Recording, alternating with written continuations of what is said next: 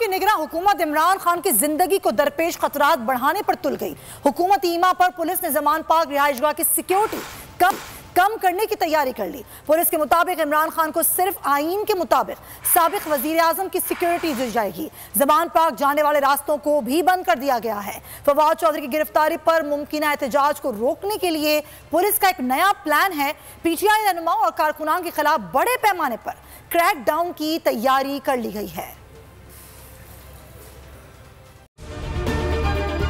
अगर आपको ये वीडियो पसंद आई है तो हमारे चैनल को सब्सक्राइब करें और बेल आइकन पर क्लिक करें।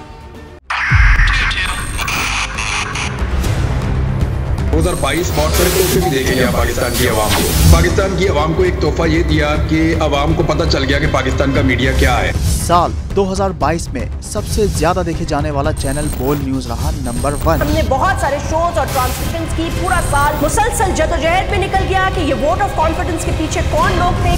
तोड़े रेटिंग के सभी रिकॉर्ड। सोशल मीडिया पर भी सबसे ज्यादा तेजी से 2.4 बिलियन व्यूज का संगे मील अबूर किया। एंकर्स को भी आवाम में सबसे ज्यादा मकबूलियत मिली और सोशल मीडिया पर भी बोल रहा सब पर सब्सक्राइब करें और बेल दबाएं ताकि कोई खबर रह न जाए।